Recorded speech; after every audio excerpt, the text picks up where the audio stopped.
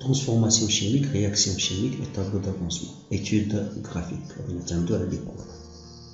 Soit une réaction chimique, dont le tableau d'avancement est le suivant. À comprendre, c'est la quantité de matière du corps A restante. Toutes les données en fonction de X.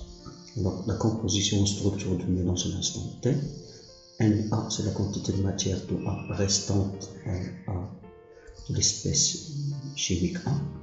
Np, c'est la quantité de matière restante de l'espèce chimique B.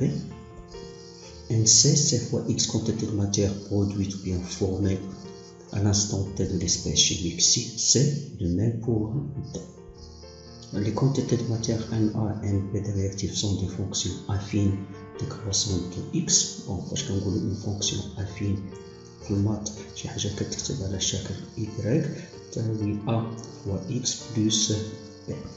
b كتسمى l'ordonnée à l'origine و a كتسمى le coefficient stéchiométrique. Les quantités de matière كلهم كتكتبو بحال هكاك. On remarque que c'est ni moins ax égale à moins a fois x plus une constante بحال الشكل ديال a fois x plus b. nb de la même manière s'écrit Ni moins Px, c'est-à-dire moins Px plus N, c'est moins B, dans le coefficient stéchiométrique, plus la quantité de matière initiale. Pour C et D sont des fonctions linéaires. Fonctions linéaires qui s'écrivent de la forme y, c'est égal à A fois X avec B, elle est égale à 0. Ce sont des fonctions Nx est égal à C fois X et Nt est égal à D fois X. On rappelle, c'est quoi une fonction affine? C'est une fonction qui s'écrit de la sorte y ax plus b avec a coefficient directeur ou coefficient de proportionnalité, b l'ordonnée à l'origine. Si on a un graphique, on cherche à déterminer a et b. La première des choses, c'est déterminer l'ordonnée à l'origine. L'ordonnée à l'origine, c'est la valeur que prendrait y, c'est x égale à 0. Bon, d'où b. B. Pour A, le coefficient directeur, on doit choisir deux points A et B. Choisir deux points, on choisit deux points A et B, on cherche à déterminer leurs composantes, on aura x, a, y, a, on fait la projection. De même pour le point B, on cherche à projeter le point B sur l'axe des x et sur l'axe des y, on obtiendra aux coordonnées de ces deux points. D'où A, c'est égal à y b moins ya sur x b moins xa. Ou bien on peut lire directement delta x qui est égal à x b moins xa et delta y égal à y b moins ya. Graphiquement, on détermine le segment entre xa et xb de longueur delta x. De même, on constate هنا كيكون عندنا واحد المستطيل الضلع والضلع المقابل متساويين. On aura un rectangle, les côtés opposés sont égaux à un côté. Alors delta x, c'est la même qu'en haut. On aura delta y b moins ya. On a aussi delta y. Entre a et b كنرسموا واحد المثلث بين a و b كنرسموا واحد المثلث. وهاد المثلث كناخدو لي كوتي ديالو. لو كوتي باراليل x راه هو دلتا x و لو كوتي باراليل y هو دلتا y. Et on peut en déduire a est égal à delta y sur delta x, ou bien généralement a c'est delta y sur delta x qui est égal aussi à y b moins ya sur x b moins xa. Notez bien, une fonction linéaire avec b égale à 0, c'est une fonction qui passe par l'origine. Passe par l'origine, يعني هنا داك le point A كناخدو les coordonnées ديال le point A par exemple 0, 0 vu qu'elle passe par l'origine. Exploitation de ces cours est en fonction de x. On commence par le point est réactif. On a n de a c'est égal à n i moins a x. On aura la courbe, c'est quoi la quantité de matière dial a? La quantité de matière initiale dial a, c'est ce point. Et lorsque x égale à 0, on a n dial a égale à 18. Alors n initial dial a c'est égal à 18 mol. On cherche à déterminer le coefficient directeur. Donc on a besoin de deux points. Le premier point, on voit le point de départ d'L, c'est le premier point. Quand on a x1 égale à 0 et n1 égale à 18, on prend un deuxième point. Le deuxième point, on cherche à déterminer ses coordonnées. On aboutira à x égale à 1 et n2 égale à 12. On fait la différence. On aboutira à a égale à 6. On la prend en valeur absolue. علاش؟ لأن la courbe est décroissante ou le coefficient stéquiométrique mais que c'est négatif. De la même manière, on aboutira en fin de compte à l'équation de A, c'est 18 moins CX. Bon, de même manière pour B, on détermine l'ordonnée à l'origine, c'est-à-dire N initial ديال B, on aboutira à 12 mol. On cherche à déterminer un deuxième point. Le deuxième point, le premier point, ce sera le point encadré en rouge, c'est-à-dire pour x égale à 0, n égale à 12. On choisit un deuxième point, le point qui est alors on aura un x égale à 4 et n égale à 0. On fait la différence, on aura p égale à 3. Pour les réactifs, les produits plutôt, on a un DL6 égal à c fois x. C'est une fonction affine qui passe par l'origine. Alors on a d'abord le premier point. Pour le coefficient stéquiométrique, on a besoin d'un deuxième point. Voilà, on prend ce deuxième point, on fait les projections. Ça va donner pour x égale à 4, pour n égale à 8. Et on détermine le coefficient stéquiométrique. Ça va donner 2. Maintenant, on a en valeur absolue, on a la fonction est croissante où le coefficient directeur est positif. On aura l'équation n de c est égal à 2x. De même pour d. On a le premier point c'est 0, 0. Le second point, c'est un point à choisir n'importe où. Alors, on a x égale à 3 et n égale à 12. Et on détermine le coefficient stéquiométrique, ça va donner 4. Et l'équation devient n de d est égal à 4 fois x. Bon, une fois qu'on a déterminé les coefficients, on peut aboutir à l'équation de la réaction, ce qui va donner 6a plus 3b donne 2c plus 4d. On peut aussi déterminer la composition du mélange en fonction de x. N dl A c'est 18 moins 6x, N dl B c'est 12 moins 3x, N dl C c'est 2x et N dl D c'est 4x. On peut déterminer la composition finale, il suffit de remplacer x par x max. Avancement maximal réactif limitant. L'étude graphique, les équations qu'on a trouvées déjà pour NA, NB, NC, pour NA et NB, pardon. Dans ces équations, on cherche à déterminer l'avancement maximal. L'avancement maximal, ça correspond au réactif limitant. C'est le réactif qui arrive au zéro en premier. Alors on constate que le réactif A, lorsque x égale à 3 mol, est déjà nul. Les deux courbes NA et NB sont décroissantes et la première nulle définit x max et le réactif limitant. Donc x max c'est 3 mol et le réactif limitant est A, le réactif en excès c'est B. Une fois qu'on a déterminé x max, on trace pour indiquer que la réaction est finie, la réaction s'arrête. Alors x max est égal à 3 mol, le réactif limitant est l'espèce A, le réactif en excès est l'espèce B. La composition de mélange final, كتعطينا بعدا بالنسبة لهاد لو بوان كنديرو بروجيكسيون كنلقاو 3 équation des produits. On a un C égal à 2x. Une fois qu'on a la courbe tracée, un test égal à 4x. Une fois que la courbe est tracée, on peut déterminer la composition finale. Le point B le point C le produit D. Par projection, on définit les quantités de matière de chacune des espèces dans le mélange. Alors pour A, elle est égale à 0 parce que c'est le réactif limitant. Pour B, on projette le point, on aura un dièle B3 mol, c'est la quantité de matière restante. Pour C, on fait la projection, c'est la quantité de matière formée en fin de réaction, c'est 6 mol. Et pour T, la quantité de matière formée, c'est 12 moles. Si on fait la même chose, mais par calcul, les équations des réactions, on a n à 18 moins 6 max, 6x, n dlb12 moins 3x. La définition du réactif limitant est le réactif qui est totalement consommé lors d'une réaction chimique, les MAPH, les TRADA. Déterminer x max est le réactif limitant. On suppose qu'A réactif limitant, alors 18 moins 6x max égale à 0. Donc 18 égale à 6x max, donc x max égale à 3 moles. De la même manière pour le corps B, on a 12 moins 3x max égale à 0. Donc 12 égale 3x max, donc x max égale à 4 moles.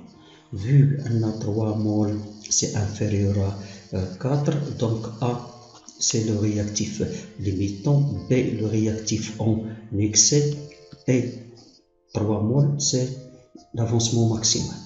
La plus faible des deux valeurs définit le réactif limitant, alors x max égale 3 moles. Le réactif limitant est A. Le réactif en excès c'est B.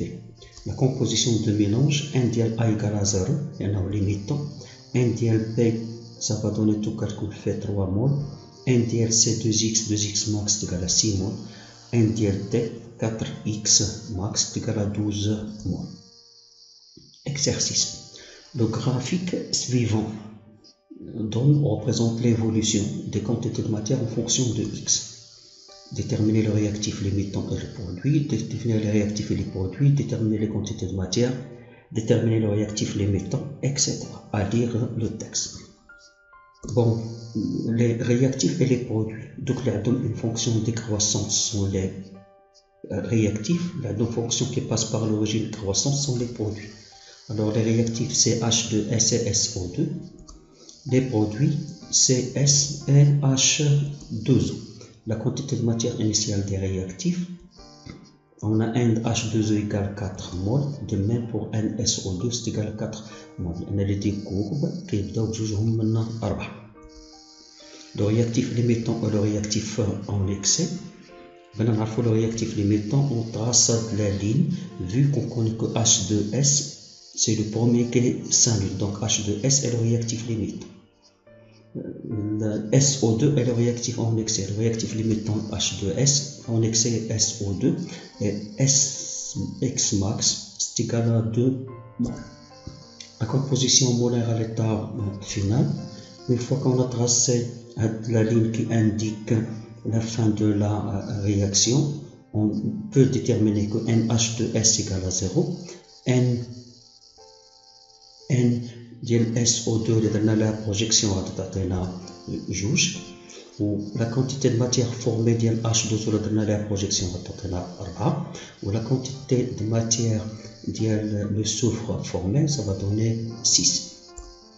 Les coefficients stéchiométriques كناخدو دي بوين. نستغلوا حنايا هاد لي دوني اللي لقينا هنايا في لا كومبوزيسيون مولير فينال وكلهم كيكونوا جوست بور واحد لا فالور ديال اكس ايكالا اكس ماكس تيكالا 2 مول وغادي نستعملوا فاش كتكون اكس ايكالا 0. pour H2S le premier point ça va donner pour x égale à 0 n1 égale à 4 moles et pour le second point ça va donner 2 pour x et n égale à 0. On fait le calcul pour déterminer le coefficient. On aboutira à 2. Pour SO2, de la même manière, on prend pour x égale à 0 la quantité de matière est 4. Pour x égale à 2, on a n égale à 2. Tout calcul fait, ça va donner B égale à 1. Pour H2O, on prend l'origine comme premier point. Alors x1 égale à 0, n1 égale à 0. Et pour le second point, on prend le point limite x égale à 2 et n égale à 4. Alors C, tout calcul fait, ça va donner 2. Pour le soufre, de la même manière, on détermine le coefficient en choisissant 2 points. Et on aboutira à le coefficient stéchiométrique D égale à 3. En fin de compte, on aura l'équation de H2S plus SO2, donc 3S plus 2H 2O. Une fois qu'on a trouvé les coefficients stéchiométriques, l'équation doit être équilibrée. Le tableau d'avancement. 2H2S plus SO2, 2S plus H2O. On a 4, 4, 0, 0. Les quantités de matière sont égales. On a 4 moins 2x, 4 moins x, 3x, 2x. Et on a en fin de compte 4 moins 2x max, 4 moins x, 3x max, 2x max à l'état final. Par calcul, avancement maximal et réactif limitant. Alors si H2S est limitant, alors 4 moins 2x max égale à 0. 4 est égal à 2x max, 2x max égale à 2 mol. Si SO2 est réactif limitant, alors 4 moins x max égale à 0. 2x max égale à 4 mol. La plus faible des deux valeurs, c'est celle de H2S. Donc H2S est réactif limitant, SO2 réactif en excès. Ou bien on prend la quantité de matière, on la divise par le coefficient stéchiométrique. On prend la quantité de matière, on la divise par le coefficient stéchiométrique. Bien, pour H2S, la quantité de matière divisée par le coefficient, ça va donner 2 mol. Pour SO2, 4 divisé par le coefficient, ça va donner 1 mol. Donc H2S est le réactif limitant. Donc X max est égal à 2 mol, le réactif limitant H2S, et le réactif en excès c'est SO2, la composition molaire à l'état final. On a X max est égal à 2 mol, on remplace NH2S, vu que c'est réactif limitant est égal à 0, NSO2, tout calcul fait, ça va donner 2 mol, NS 6 mol, et NH2O est égal à 4 mol. Le volume de gaz SO2 en fond de réaction. On a la quantité de matière, c'est égal à 2 mol égale volume divisé par le volume molaire, 2V. Volume molaire fois la quantité de matière, ça va donner 48 litres. Pour le soufre, on a la quantité de matière, c'est 3x max égale la masse sur la masse molaire, d'où la masse, c'est égal à la quantité de matière fois la masse molaire, ça va donner 192 grammes. Exercice résolu. Deux corps A solide et B gaz réagissent pour former un corps C. On donne le tracé d'évolution des quantités. On cherche à tracer la courbe de corps C. À lire le texte. La première des choses à déterminer, c'est les quantités de matière initiale. De corps A et de corps B. 1, 2, 3, 4, 5, 6. On a 6 millimol, 6, 7, 8, 9 et 10. Déterminer la masse de corps A et le volume de corps B à l'instant T égale à 0. Alors, la masse de corps A et le volume de corps B à l'instant. On a la quantité de matière de A, c'est égal à 6 millimol. Celle de B, c'est égal à 10 millimol. Le corps A étant un solide, et B est un gaz, alors la quantité de matière de A, c'est la masse divisée par la masse molaire, d'où M. La masse, c'est égal à la quantité de matière fois la masse molaire. Tout calcul fait, ça va donner 0,64 grammes. B est un gaz, donc la quantité de matière, le volume sur le volume molaire, et le volume c'est égal à la quantité de matière fois le volume molaire. Tout calcul fait, ça va donner 0,24 litres. L'avancement maximal est le réactif limitant. Pour déterminer l'avancement maximal et le réactif limitant, il faut prolonger les courbes. Alors si on prolonge les deux courbes, on aura pour la courbe A, X max, c'est au point, en ce point, 1, 2, 3, 4, 5, 6. Pour la deuxième courbe, X max, ça va donner au voisinage de 5. Alors X max, c'est 5 est inférieur à 6, donc X max, c'est égal à 5. Le réactif limitant, c'est B, et le réactif en excès, c'est A. X max est égal à 5 mol, le réactif limitant c'est P, et le réactif en excès c'est A. Pour déterminer le coefficient stéchiométrique, on cherche à déterminer deux points. Généralement, on utilise le point A. Alors, on aura pour X égale à 0, pour A, N égale à 6. Pour B, pour X égale à 0, N égale à 10. Et on va s'en servir des points où les courbes s'annulent sur l'axe des quantités de matière N. Donc pour X égale à 5, pour X égale à 5, on a N égale à 0 pour A, et pour X égale à 6, on a N égale à 0 pour A. Bon, pour A, on a les deux points x1 égale à 0, n égale à 6. Et le deuxième point, on aura x égale à 6 et n égale à 0. D'où son coefficient stéchiométrique égale à 1. Pour B, de la même manière, le premier point c'est x égale à 0, n égale à 10. Et le second point, on prend 5 et 0. Pour son coefficient stéchiométrique B, ça va donner tout calcul fait, c'est égal à 2.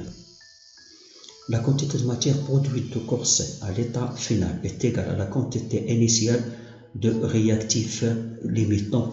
Le réactif limitant est tombé. La quantité de matière initiale d'ILO c'est 10. La quantité de matière à l'état final. À l'état final, lorsqu'on a abouti à X max, c'est d'abord l'état final. Et la tracé indique le trait indiquant l'état final. La quantité de matière de corset à l'état final passe par ce point.